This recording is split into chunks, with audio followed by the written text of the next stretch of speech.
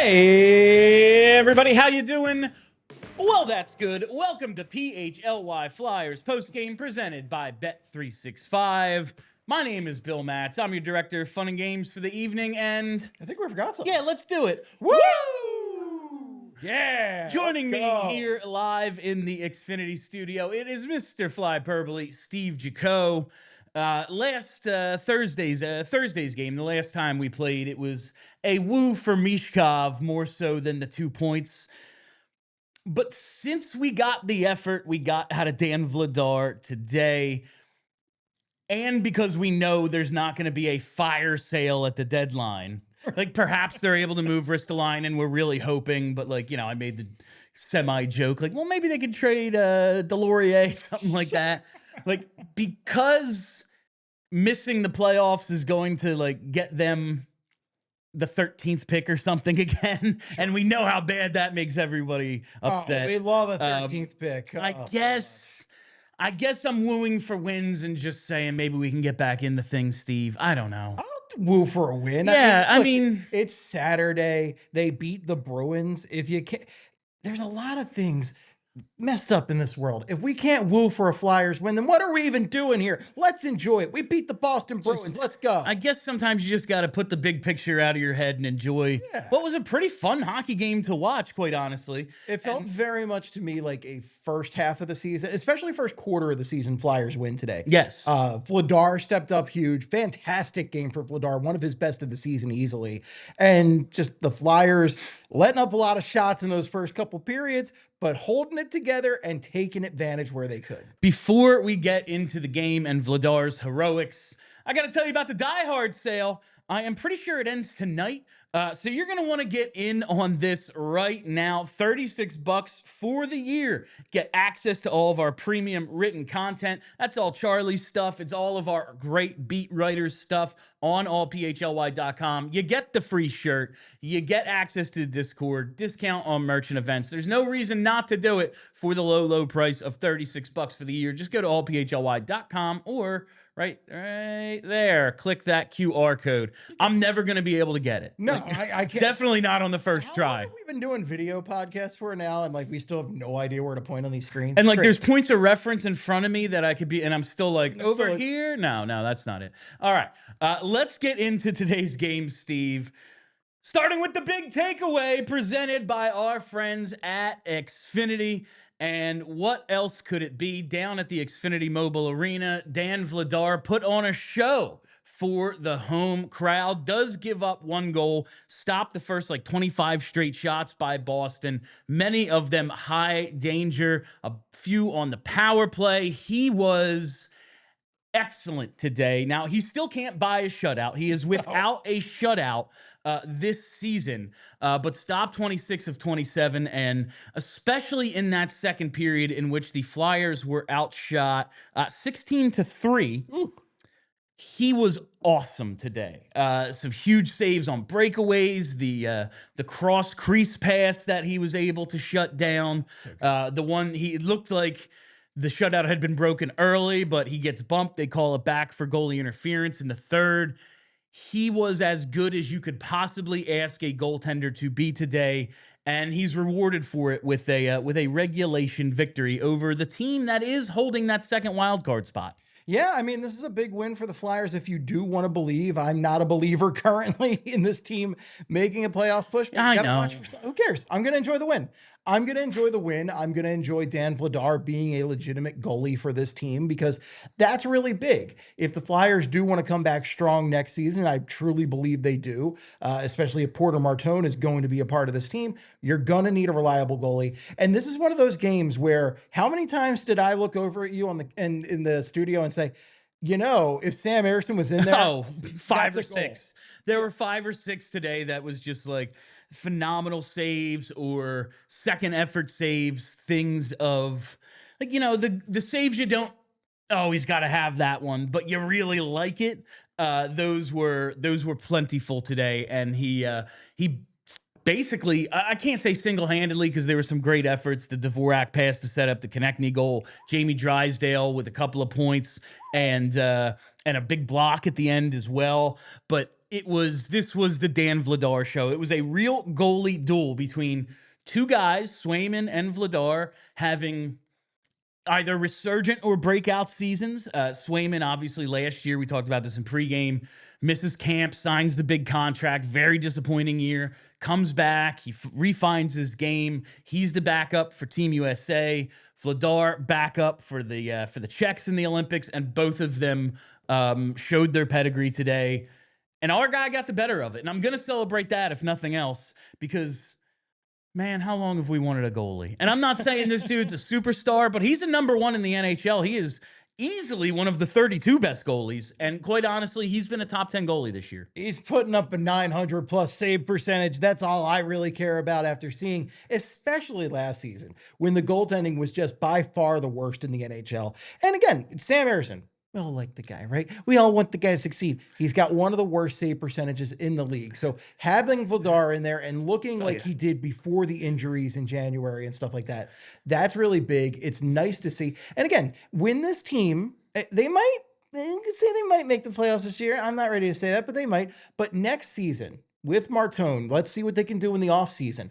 They are going, and I would really like Michkov coming in shape, hopefully. I mean, I think Michkov's looks so much better after coming back from the Olympic break. Skated better. He's looked like a strong man and not like a kid fighting it out there. Listen, he was doing beach volleyball and crunches and basketball. So like he was living his best life out there. So he did a great job. But like having him in shape, having all of those factors, this is on paper, this looks already like a stronger team next year. And if you can get a goaltender to go with Vladar, that is an upgrade from Sam Ersson, you could be really cooking with gas. You could be looking at a team that is much more likely to be a playoff contender throughout the season, as opposed to this, which really fizzled off in January. I thought it was very funny at maybe it was one of the intermissions, maybe first intermission. They're talking about Vladar. Could have been after the second because he was awesome, but one of them, the panel, the ESPN ABC panel, is like, I don't know how high the bar is in Philly, but like he has absolutely cleared it. And you made a point while we were watching the game, if nothing else, and like, listen, finding Vladar, signing him, seeing that he can be better than what he was in Calgary. It looks like he's found a home. He has not really tailed off a ton as the season has gone. And like I said, pregame, he sets a new career high every time he starts a game.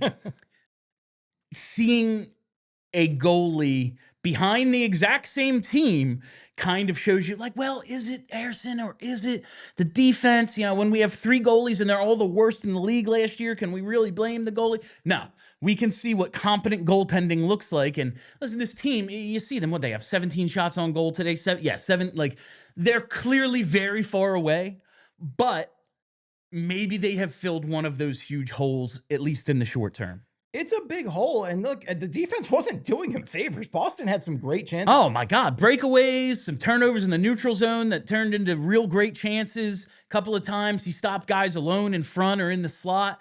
This was not a, oh, yeah, there was like 20 shots from the defense unscreened or anything. He was under duress for a lot of this game, and he was phenomenal. And it's not like Boston has guys that like, you know, they barely can score or anything like that. Pastrnak has destroyed the Flyers for years. He's got 72 points in 53 games this year. He's a stud. He's always a stud. But Morgan Geekie's another one. Morgan Geekie had some great chances today. 33 goals, leads the league with a better than 25% shooting percentage coming into today. Absolutely. So he's been lucky and great this year. And Vladar stoned him a couple of times. Yeah, and this was a standout effort. It was a standout effort. Those are really big stops. I mean, this guy has just been crushing all year. He had 5 shots today. He wanted that bad. And I saw speculation all over social media that he was going to get one in because he was getting great opportunities and he didn't. So when a guy shooting like, I think it was 24.5% or 25.4% gets 5 shots,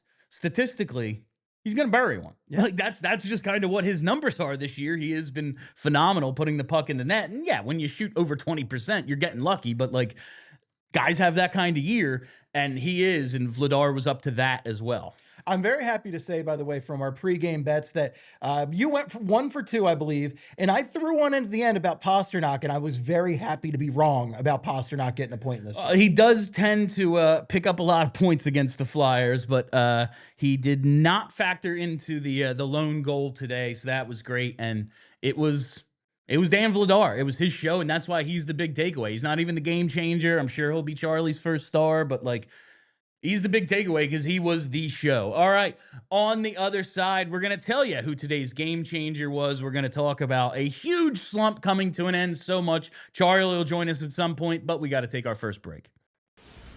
Have you ever had one of those days where you're moving nonstop and suddenly you realize you forgot to eat? Happens to me all the time, and that's why I love what Wawa is doing right now, because Wawa has $5 deals all day, and honestly, it just makes life easier. If you're starting early, you can grab the $5 big breakfast meal deal. We're talking a breakfast sandwich, a hash brown, at any size hot or iced coffee. That's a full morning win for $5, available from 5 to 11 a.m. Then later in the day, the value keeps rolling with a crispy chicken sandwich created your way, starting at just $5. And they've even got new teriyaki recipes for a limited time. It's real food, real value, and built for busy days. No planning, no overthinking. Just swing in, grab what you need, and keep it moving. Start your day strong and fuel up whenever you need with Wawa's $5 deals. Limited time, exclusions apply. See Wawa.com for details. Gotta have a Wawa. It's time to tell you about Xfinity, because I gotta ask, what if you could have reliable and intelligent Wi-Fi?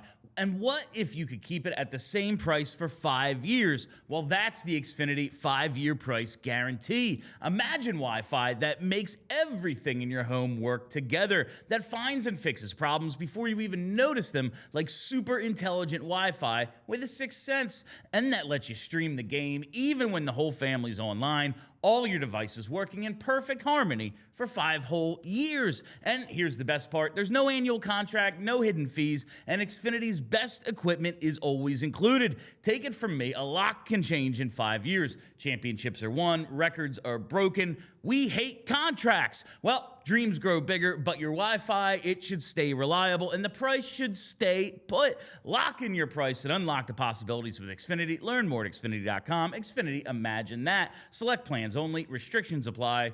Go Birds. All right, welcome back. And guess what? It's time for today's game changer, driven by Elkin Chevrolet. Elkin Chevy. Together, let's drive.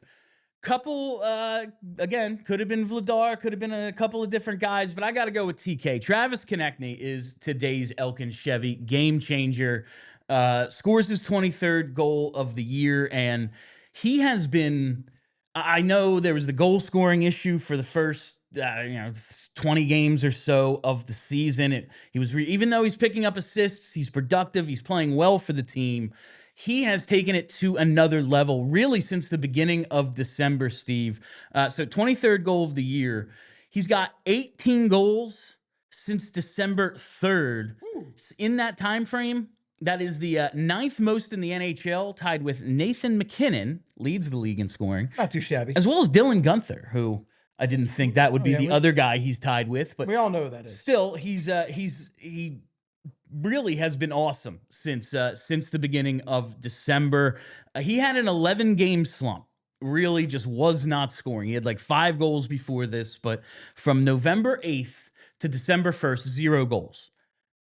Pretty rough when this is the guy who has led or been amongst the leaders. He's been your points leader, but he's really been your goal scoring leader every year since really it became his team, outside of last year with the late pushes for Forster and Michkov. But he has taken it to another level. He's refound that goal scoring touch. He really struggled to score in the second half of last season. Seemed like it was bleeding over into this year. And now it's like, yeah, man, he could get 30 again. And that is what we are looking for from TK. He finally breaks that scoreless tie today.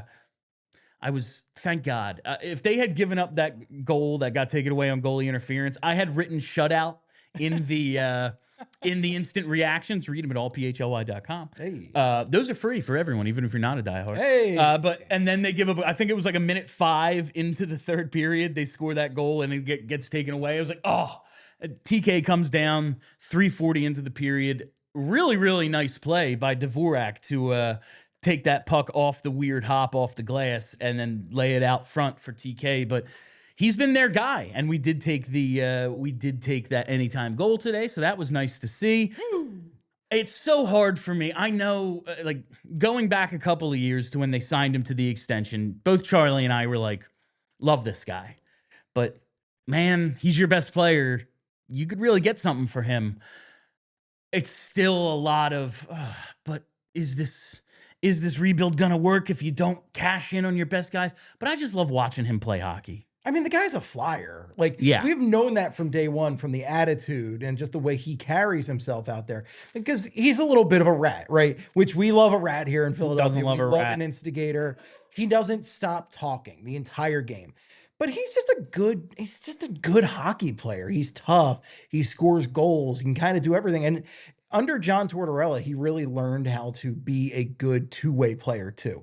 And he gets a ton of ice time. I think he was the leader in ice time today. He was the leader in shots. Just a really good game for TK. It's very funny because if you look at his game log, like, if you just think about it objectively, like, wow, he hasn't scored a goal in a month. Yeah. But they've only played 5 games since then, Yeah. or 4 games since then. So it's like, okay, so it was a few games he went without one, but after he had such a good streak for a while, you got kind of spoiled by it.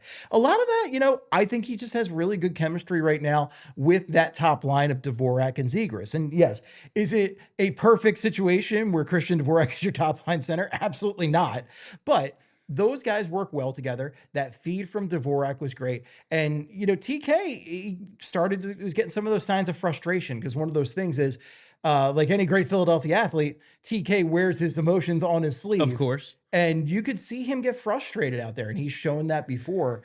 And he had a great opportunity, I think it was in the first period, on a one-timer where he just missed it. Was that the power? Yeah, he definitely, there was one where he's right there and he just misses. Swayman was really good today as well. Like, as great as Vladar was, Swayman was right there with him. The Flyers just didn't have nearly as many opportunities, but they had some A+ ones. And, try again. 4 shots on goal for TK. He finally gets that one in the third. And to your point about the chemistry with that line, same 3 guys combined on the first 2 goals. The 2 goals they actually score on Swayman. It's TK from Dvorak and Drysdale, and then Drysdale from TK and Dvorak. Like, yeah, that group seems to be working right now. Yeah. But it's all about TK, and with that assist as well.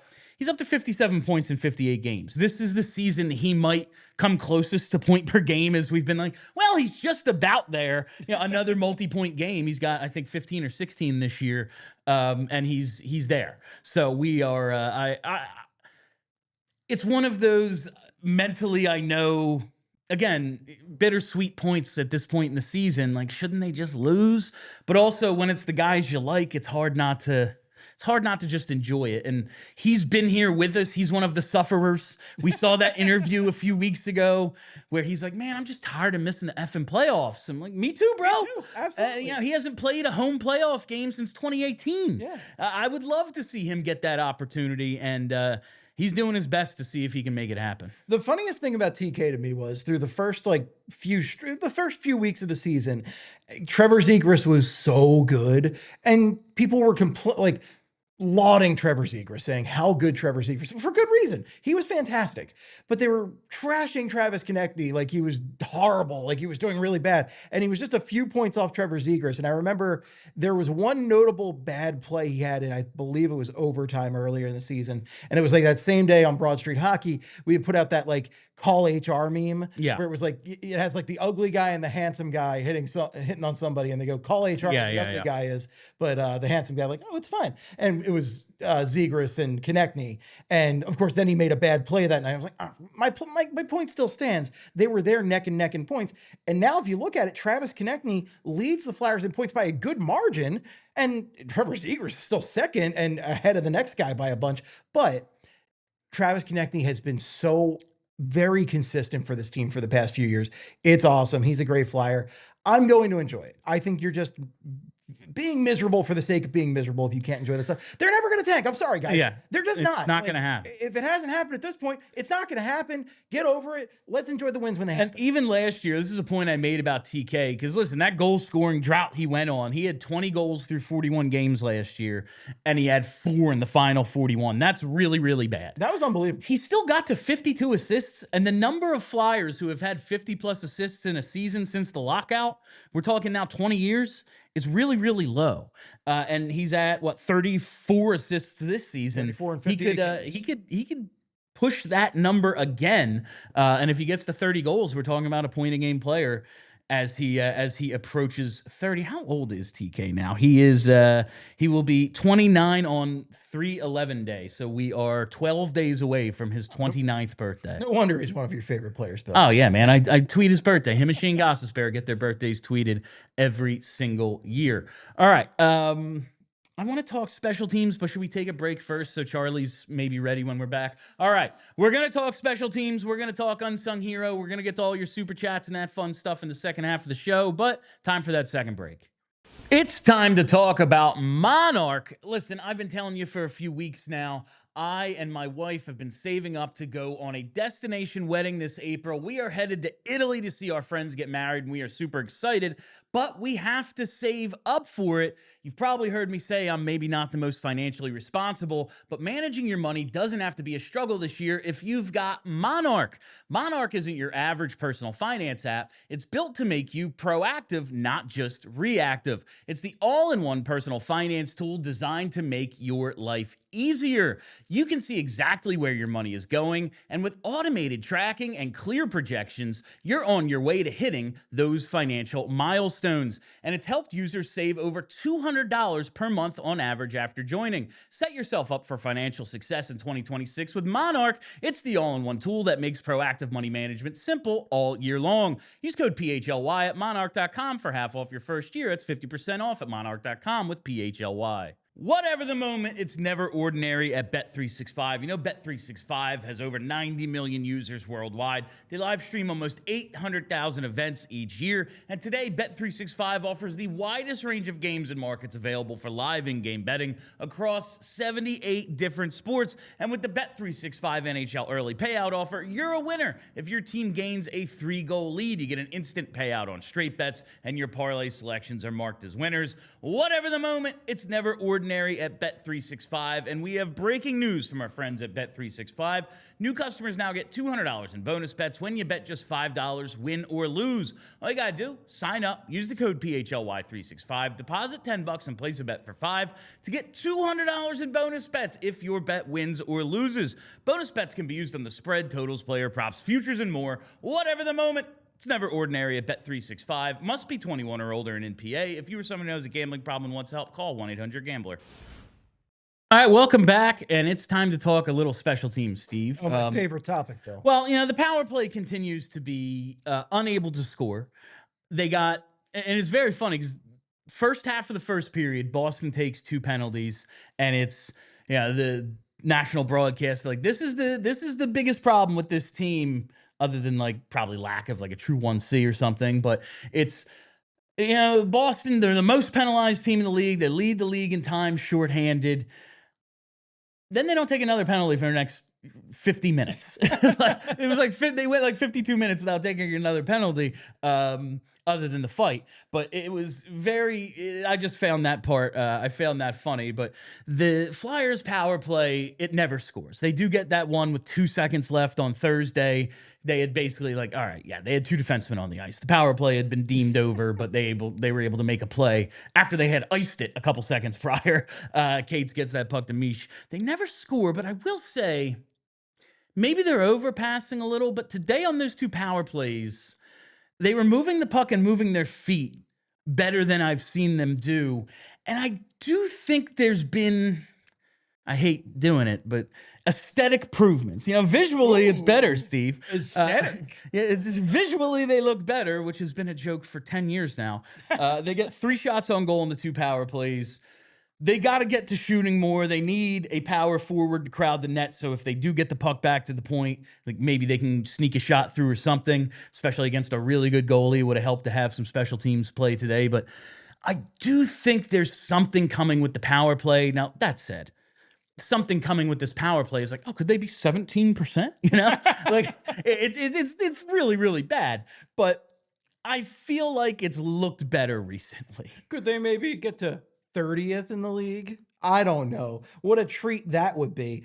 But yeah, I thought they looked a little aesthetically better. I did look up at one point and I saw Couturier and Cates out on the ice at the same time on the power play, which I was like, what are we doing Yeah, here? that's Because that's a great, like, that pairing was together at the end of the game and they did some really good things, specifically on Couturier's long awaited goal, his first one in a very long time. we will get to that. We'll get to that, which Cates, by the way, made a fantastic play to get that puck in the first place. But I thought Cates had a really strong game in general, just making key defensive plays in this one, as Cates does. That's what Noah Cates does out there.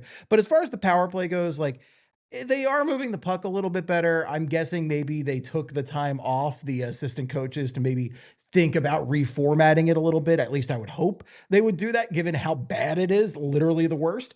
But it's still, you got to take advantage of those opportunities, especially in a game where you weren't generating that many shots until the end of the game. If you're going to be this team that really doesn't generate a ton of quality scoring chances consistently at even strength, you need to be able to take advantage, and they just don't. And we've been talking about this power play for so long. There is a part of me that's like, I don't even care if they look better. Because if you're not scoring, you haven't improved at this point. It's been forever. They are still going back to basically when they 2020, 21. Yeah.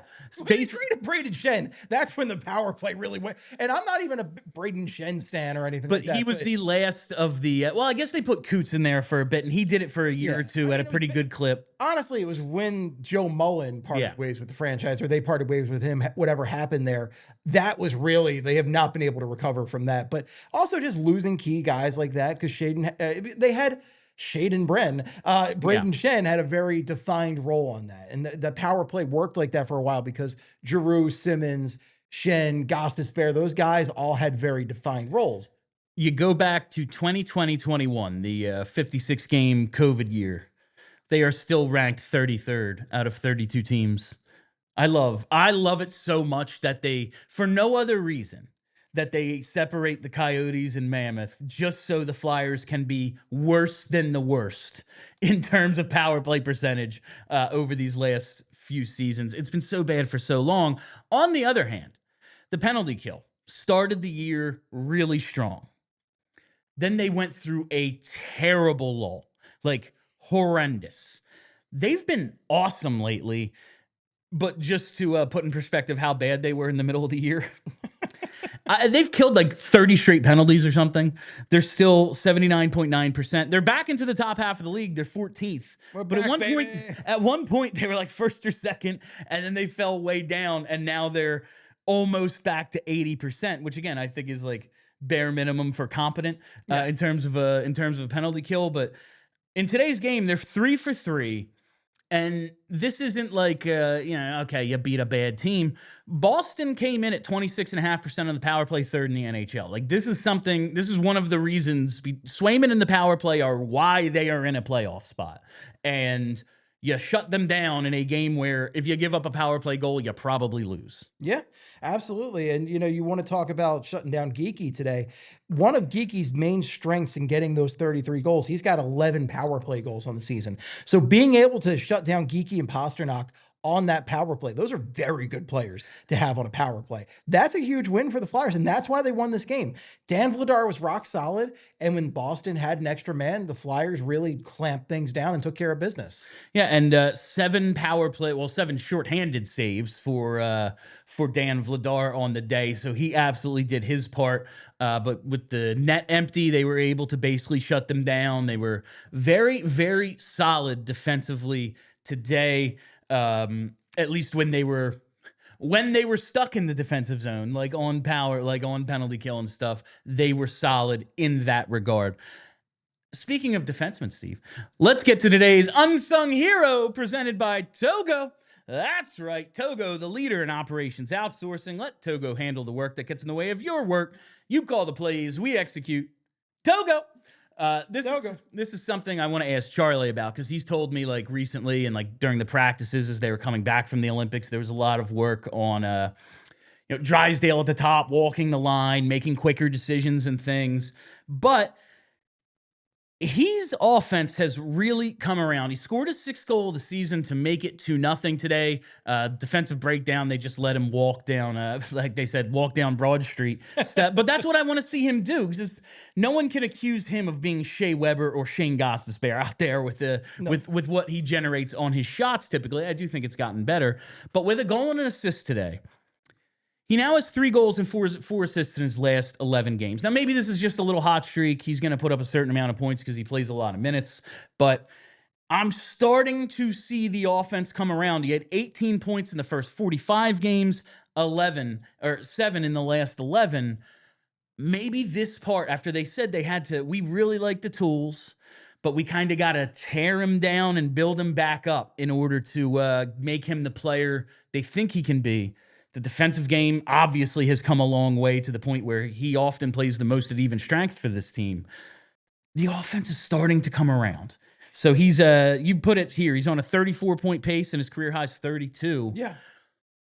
Not bad. Not bad. And the other impressive one is, so you said it was his 6th goal today, right? Yes. So his previous high was last season when he had 7. So he's knocking on the door of surpassing that previous high in goals. And that's just really nice production when you can get that from the defensive end, because that's something that we kind of took for granted back in the Gostisbehere and Provorov days, because Provorov, I think the one year he had 17 goals, another year like it was 14. Unbelievable. He would like miss the net. It would bank off the back of the boards and then hit the goalie in the back, and somehow his shooting percentage had to be like 50% that one year. We were watching him on the power play, like he's actively bad at this. Yes. And then you look at the numbers and go, he's got 17 goals. He's got 17 goals. Like, it was something we took for granted because it was weird. It didn't make sense. And of course, Ghost was Ghost. I mean, Ghost was Ghost. Ghost had 17 goals his first full season in the NHL, 7 and then 13. So like, they made this look routine. Like, they scored a ton of goals, and then Gostisbehere, of course, is going on to score a number of goals after the Flyers, gave picks to the Coyotes to take them away. But they have been looking for that man up top really since Gostisbehere, and those really from Gostisbehere those first 3 seasons. Eric Gustafsson, fake Eric Gustafsson, not real. It was they had like the okay, so it's Timonen. It's Timonen, it's Streit, it's Ghost, and then they've been looking for that guy ever since. Maybe they're starting to turn Drysdale. He still has a long way to go. Again, like we're talking 7 points in 11 games, cool, but he only has 6 goals on the season. But maybe he's starting to turn that corner, and I wanted to make him the unsung hero today. Listen, he had 2 points. Everyone knows he had a good game. He also had that block at the end. That block was great. Because I have been critical of his offensive game to this point, I wanted to give him his flowers today. That goal was awesome too, because I love the way he walked it up. Like this, that confidence that he just came up, he picked his Take spot, the ice you're given. and he took the shot. That is my number one problem with the Flyers for the past decade, is just not taking those open shots when they have it. And the fact that he had that confidence, walked up, picked his spot, took the shot was fantastic. That and Trevor Zegras this week, I'm seeing some encouraging signs of offense from this team. Yeah, Steve, we have talked about this before, so I'm pretty sure you know the answer.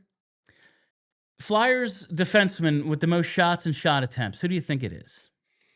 On the season, or? Yeah, on the season. Andre.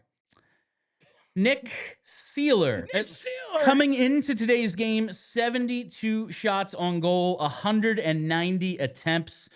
York is second with 71.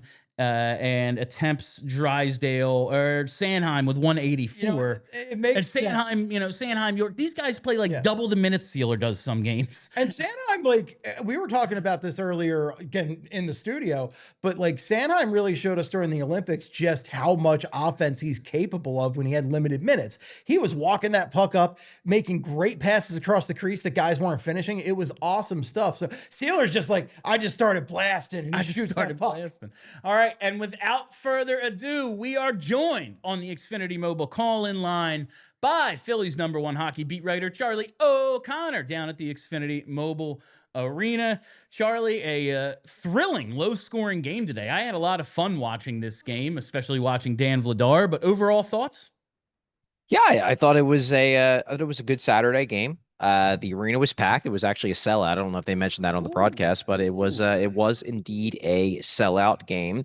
Arena was loud. Arena was rocking. Dan Vladar was fantastic. And I don't want to. I don't want to downplay how good Dan Vladar was, because he was fantastic, especially in the second period. Made so many saves, gets that standing ovation from the crowd after a stoppage, after he made like 3 really, really big saves in a row. So I don't want to downplay that. Vladar was the best player in this game on either team. But I do want to say that, like, this wasn't a game where, the Flyers got obliterated and Vladar saved them. By the numbers, the Flyers finish with, they lose a lot by shots on goal. But in terms of all situation shot attempts, Boston at 56, Flyers at 51. So a 5 shot attempt edge, not dramatic. In terms of expected goals, the Flyers finished with 2.96. The Bruins finished with 2.56. Flyers actually up in expected goals. And at 5-on-5, same deal. Flyers finished with 2.06 expected goals. At 5-on-5, Boston finishes with 1.64. So Flyers have the edge in expected goals with a 5-on-5 in all situations. The Flyers missed a lot of shots. Yeah. And that's why the shot on goal totals look so bad. And Vladar was fantastic, to be sure. But this, to me, was not a game of, well, Dan Vladar is the only reason why they won. The Flyers played a pretty good game against a team that since January 1st has been one of the best teams in hockey. So I don't want to dismiss Vladar's play. It was great, but I think the Flyers skaters also played well enough to win this game, and I think they deserve to win this game. Yeah, listen, in a goalie duel, it's only going to take 1 or 2, and the Flyers were able to do it. Like, execution is part of the game. I know Nathan McKinnon doesn't think so after the gold medal game, but like, oh, we played better. Then, like, if you played better, you'd execute. Execution's a big part of it, and the Flyers did today at a higher level than the Bruins.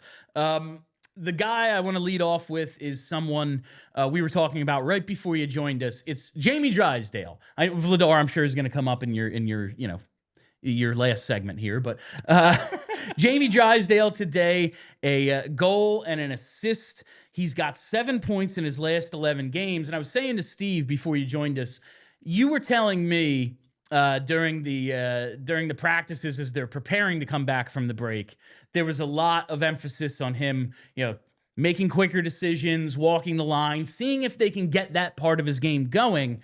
And I thought, he had game-winning goal, the tying goal leading into the Olympics, those couple of games where he looked really good. 7 points in 11 games. Can you see the offense start to emerge, or is this just a hot streak, do you think? Well, I think time will tell. I mean, right now, it's probably just a hot streak because it hasn't been going on for that long. He had those 2 goals right before the break, has this goal here. So far, it's just a hot streak. Now, if we're still talking about it in early April, then it's not a hot streak anymore, and it's on him to prove that this isn't just a flash-in-the-pan thing where it shows up for a few games and then disappears again for another 20. Could it be more than a hot streak? It could be, because he does have the ability to do more offensively, and that's, I think, the exciting part about Drysdale. I never thought he was going to get as good as he's gotten defensively, but I also thought he was going to be better offensively. Now, the theoretically exciting part about his future development is, okay, he's better defensively than I ever thought he was going to get.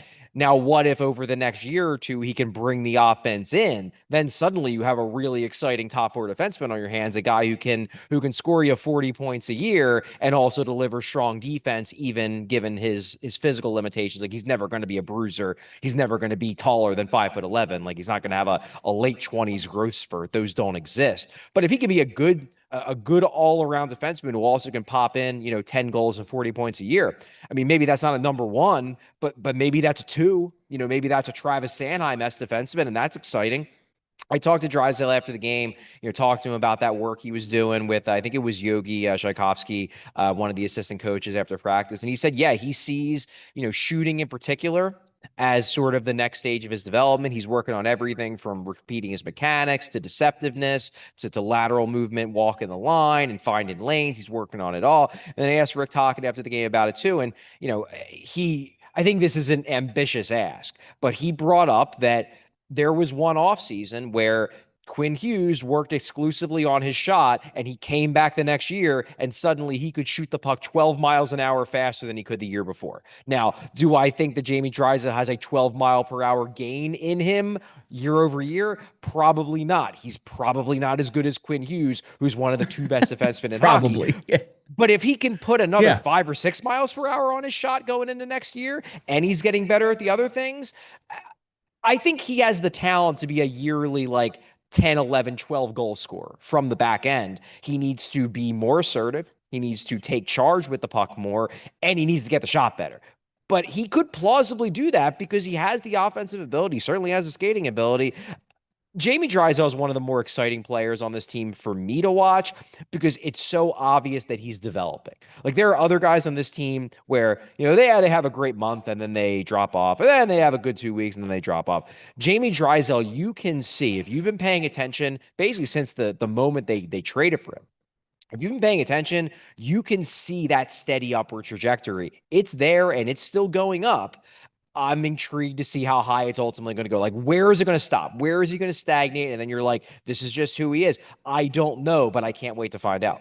The assertiveness was there today because that goal was fantastic. Just the way he walked up and fired it, awesome to see. Yeah, take the ice that's given. Yeah. Now, one of the big, controversies in pregame was seeing that Denver Barkey was out of the lineup and Nick Delorier was in. Obviously, Boston has some big guys in the lineup. Was this more of Barkey being banged up, or was this more of a thing to do with just the size of Boston's lineup? I think it was probably a lot of things. Like, look, would I have kept Barkey in? Yeah, because I want to see Denver Barkey more than I want to see Nick Delorier. But the Bruins have established themselves as a bigger team. They have Tanner Jeannot. Barkey hasn't been popping, I would say, since they've come back from the Olympic break. I don't have an issue with sitting Denver Barkey for developmental purposes for a game. Now, I want him back in the lineup on Monday against Toronto. Yeah. But I see value in a guy sitting for a game, watching from up top, learning a little bit, and then taking what he learned and applying it to games. I just don't want it to be an Emil Andre situation where you blink and suddenly he's been out for a month. Now, granted, the Olympic break played a role in that, but still, he was out 5 games leading into the break. Then he was scratched for the first game coming out of the break. I don't want that. In a lot of ways, like, I feel like this wouldn't be as big of a controversy if they had a different player than Delorier to put in for him. Like, if let's say the Flyers have Tyson Forrester, he's still healthy. Okay, so Forrester's playing every game, and Barkey sits and Gurbankin comes in. I don't think people care that much. It's just like, yeah, Gurbankin has value. Got to get him in now and then. You got to get him in now and then. We want to see him get time. He's got to be developed. But when you pull Barkey and you put Delorier in, suddenly it's like, well, why Delorier? What's Delorier really providing? And I guess he was providing entertainment for the fans in the building. He has that heavyweight fight, which, I did not like him. And this is more just a personal thing. Like, I think that too often players try to start fights after clean hits. Like that McAvoy hit on Tippett, like that's a hard hit. That wasn't even borderline. It's a mean hit. It's nowhere close to dirty. That is just a physical, mean hockey hit. You don't have to go after him. And then he gets called for the penalty for it. Like, that's just my personal thing. Like, maybe that plays well in the room because he's sticking up for a teammate. I just think that should happen less in hockey in general, where, hey, clean hit, like, you let them go. That's hockey, man. But going back to my original point, like, would I have played Barkey in this game? Sure. I don't think it's a huge deal as long as he's back in on Monday, though. And it really wouldn't have been that big of a deal if you have someone other than Delorier to come in for him. Because Barkey is here so far ahead of schedule, like just physical development, obviously he's still learning the NHL, learning his game, what he's going to be as a pro. If it's one game, I don't care. Like, if it's another, then I'm going to be like, all right, what are we doing here? He's one of our 9 best forwards. I think he's established that pretty quickly in terms of what we have available in the NHL. But if it's one, he hasn't looked great out of the break. Sure, fine. Speaking of the break, someone who clearly may have really needed it, Chuck, it is Sean Couturier who ends the drought today. 31 games. It almost got to 32, but he gets that empty netter to seal the game. And here's what's impressive about Coots' game to me, and I want you to agree or disagree. Leads all forwards in ice time, wins over 60% of his faceoff, obviously ends the drought. That's cool. Really nice play by Cates to get him the puck. But he started the whole thing by making the stick check along the boards on the other side. Do you think, like, he just really needed the break? This is the 3rd game in 4 days, and, like, even less because it's an afternoon game. It seemed like he just... Listen, he's never going to, oh, man, who looked fast out there today? Because he didn't look fast at 24, but he just seems to really have needed the break. Well, I thought he was going to really need the break because number one, he looked exhausted. Number two, I think he was in his own head leading into the break. He was just so frustrated that he wasn't producing. That said, I like, I'll be honest with you. The first half of this game, I did not like what I was seeing from Sean Couturier. I thought he looked quicker. I thought he maybe had a little bit more pep in his step, but he was making bad decisions with the puck, particularly in the offensive zone. And I was thinking like, oh, it's going to be another game. He's not going to score. I'm really glad he got the empty netter because hopefully it loosens him up a little bit. I talked to him a little bit after the game about that, and he was like, "Look, I want to score. Obviously," he said, "If anything, the play that made him get into a better frame of mind wasn't even the goal. It was the assist he had on the Michkov overtime game winner 2 nights ago. Yeah, Because it wasn't a goal, but it's a big play. I mean, they win that game, and look, that play is 80, 85, 90% Michkov, but it doesn't happen if Couturier doesn't he's get him got the to puck. get him the puck. Yeah, He's got to get him the puck. And Couturier probably came out of that feeling like, yeah, I can still contribute. I can still be part of this team's offense. And then tonight, like, it's an empty net goal, so I'm not going to pat him too hard on the back for it. But I think the big thing for me is hopefully it gets him out of his own head a little bit. It loosens him up a bit. And maybe now he can look. I'm not expecting Sean Couturier to rattle off 10 goals over the final 23 games of the season, but maybe he scores 3 or 4 more and can go into the offseason feeling like he's not a total offensive black hole for the rest of his career. I'm absolutely betting him to score in the next game because it's hockey, man. You get hot, you start feeling it. He's got points in a couple straight now. Now, I just he was getting in on offense. Now, what he did with the puck after, I mean, he's been doing that all year, so not shocking, but the fact that he kind of just looked like he had more jump today was encouraging to me. We were talking before you came on about the special teams. Penalty kill continues to look really good, 3 for 3 against the number 3 power play in the league. The power play, visually, it's better, would you say? Yeah, well, they're creating chances. I mean, they had a couple that you were thinking like, man, that should have been a goal if Swayman wasn't on his game. Because I mean, Vladar was the better goalie in this game, but Swayman was real good too, especially in those first 2 periods. He was fantastic. So I'm not going to kill the power play, but again, like at some point you got to put the puck in the net. At some point you got to finish on these chances. They have been better over the last couple of months in terms of creating shot attempts, in terms of creating shots, in terms of creating scoring chances. Their numbers have been good. They're just not scoring. And the hope is that it's like, all right, well, eventually the floodgates are going to open up and they're going to pop in a bunch of power play goals. But it's hard to have confidence in that when we've been watching a bad power play for like the last 6 years. 6 years, yeah. Mm-hmm. No, agreed. That's like me and Steve were saying, yeah, I do think it looks better, but also like they never score, so who cares? All right. Right before 3 stars, just want to ask, the goalie interference seemed good to me. You like the call? Well, I mean, it worked out very well for the Flyers. So, I mean, the Flyers certainly like the call. Yeah, I think it's one of those where based on the way they're calling it this year and last year, I think that's goalie interference. Now, do I think it was significant? It didn't strike me as, oh my God, there's no way Dan Vladar could have played his position. That was egregious. But based on the way they're calling goalie interference and the way they're calling the crease and things like that, yeah, I think it was goalie interference. I think it was the right call. All right, it's time for Charlie O'Connor's 3 stars of the game. Chuck, who is star number 3? Yeah, I really went back and forth on this. I did the 3 stars in the building in this game, and they were all Flyers. So if you saw what the 3 stars are on NHL.com, that's what they're going to be here. I really went back and forth here on Drysdale versus Dvorak. I went with Dvorak, and I went with Dvorak for a couple reasons. I know he didn't score a goal. However, like his play on the Konecny goal, that's the more impressive part of that goal. Konecny scores it, but the Dvorak pass, like to me, that's the goal. The goal is the pass. And then he gets another assist on the Drysdale goal, but also I felt like he had a really strong 2-way game. He had one play, it kind of went under the radar. It was in the 3rd period. He lifts a guy's stick right in front of the net who's about to pop it in. Like he made some really good all 3 zones plays in this game. I really liked his all-around game. And he has 2 assists, one of which was a highlight reel assist. Drysdale was real good too. He's the obvious 4th star. I guess either him or Swayman probably.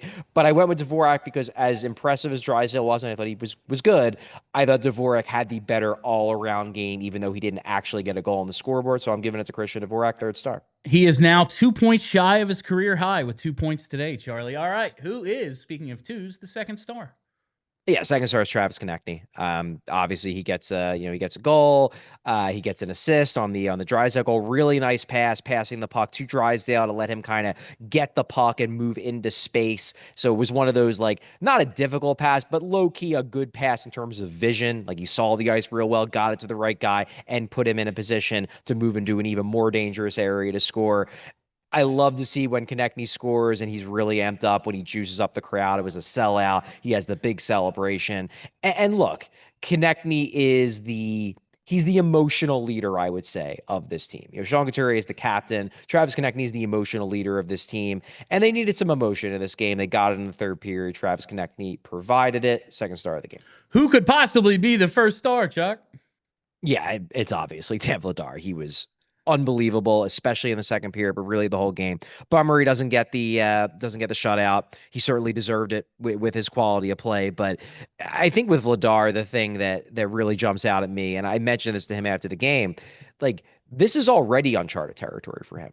This is already a point of the season where, he's never had to play this many games. Yeah, I mean, he's not like he hasn't played games in late February, early March before, but he's never had this big of a workload going into games in late February and early March. And not only is he not showing signs of buckling under the strain, he's looking even better. I mean, this very well might have been his best game of the season, given the quality of chances he faced. Like, I think it was Drysdale who said, we hadn't really given up a ton of shots midway through the game, but it seemed like every shot we gave up was a grade A, and he was stopping it. And that was the way it felt from up in the press box as well. Look, Vladar was great, and I think we've kind of reached the point with him. And look, maybe I'm wrong. Maybe, in the middle of March he'll fall off a cliff, but I think we've reached the point where we got to stop waiting for the floor to fall out from under this guy.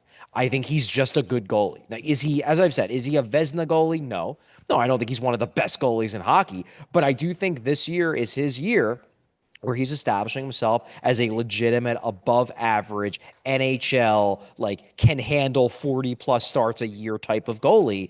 And if you're waiting for him to collapse, if you're waiting for him to fall off a cliff, like, I just don't see it happening unless they get to a point where, like, they have to play him every single game and then he gets Sam Ersson like Ersson did in the Carter Hart year. Aside from that, like, I'm expecting Vladar to maybe not play this well the rest of the year, but I'm expecting him to finish the year with a perfectly solid save percentage and give the Flyers confidence that he can be one half of a tandem for years to come. So Dan Vladar, first star of the game. Great game. Outdueled an Olympic gold medalist today. All right, that is Charlie O'Connor, Philly's #1 hockey beat writer on the Xfinity Mobile call-in line. Chuck, we'll talk Monday. All right, sounds good. Thanks, guys. And with that, we got to take our last break.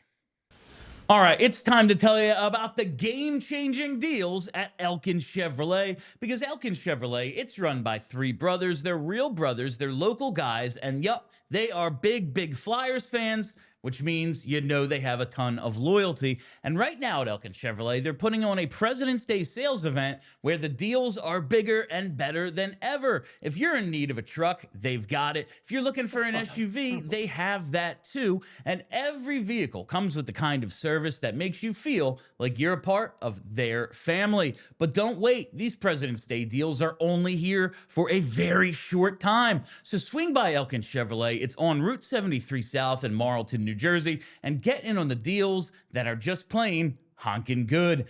Elkin Chevrolet, real brothers, real deals, and a whole lot of honkin' good service. Elkin Chevy, together let's drive, and together let's go Flyers.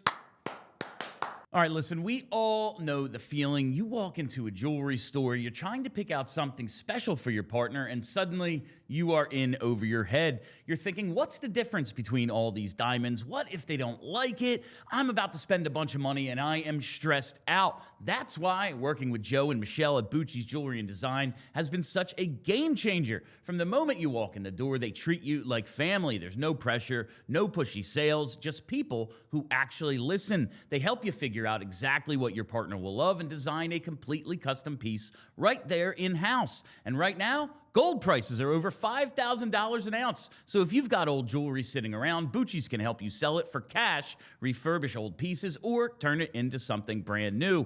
30 plus years in the game, Philly's #1 jeweler with over 1,000 5-star reviews. So whether you're buying new or turning old gold into something special, visit Bucci's Jewelry and Design at BucciJewelers.com and tell them PHLY sent you. Welcome back to PHLY Flyers postgame. I'm Bill. This is Steve.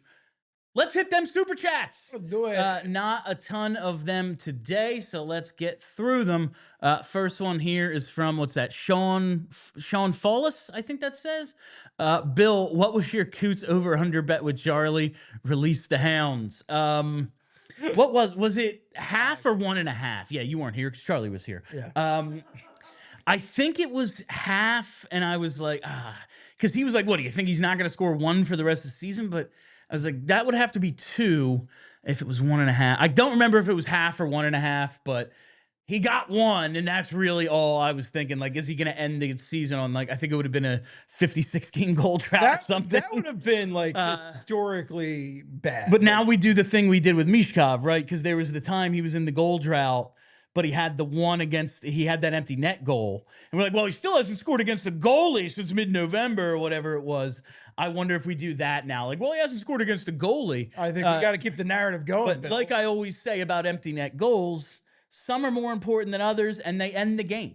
It's like a save. Sometimes a closer gets a save in baseball and you're up 3-0 and it's the bottom of the order. And sometimes you need that effing strikeout or you're going to lose. Today, they needed the insurance goal. I really didn't want to go to overtime, 1, for us. And 2, if you are actually trying to get into the playoffs, if Boston gets the loser point, that's bad. Yeah.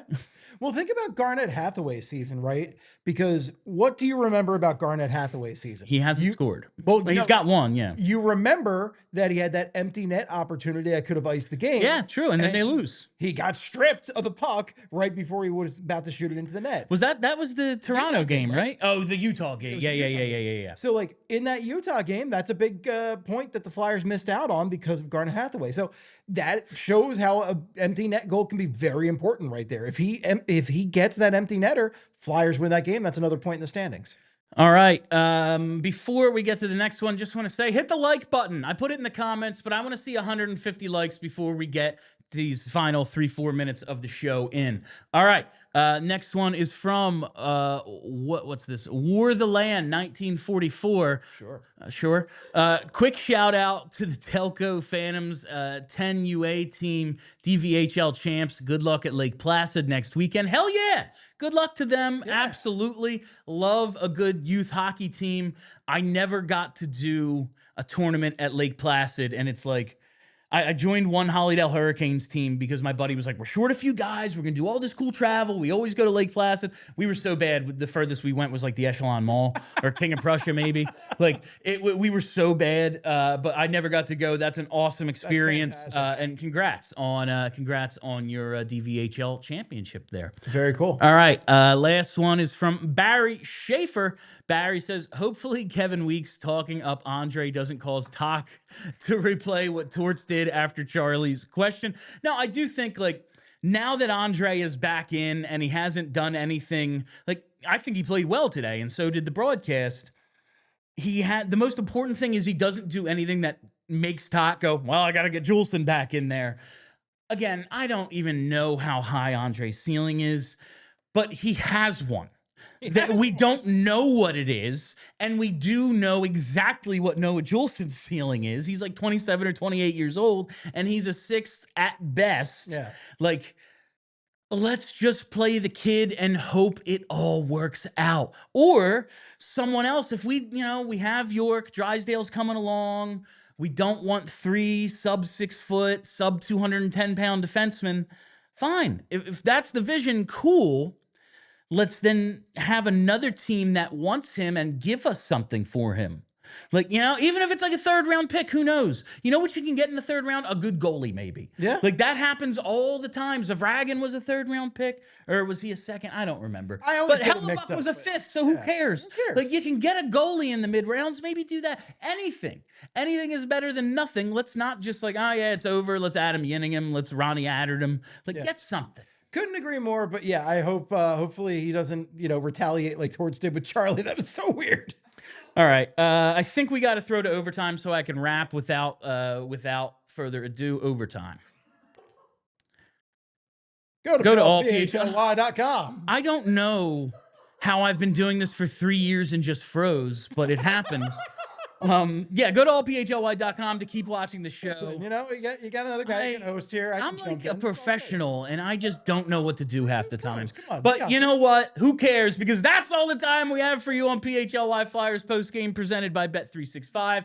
Thank you all for listening. Thank you for hanging out. If you haven't already, you got to hit that subscribe button. Follow us right here on the PHLY Sports YouTube page.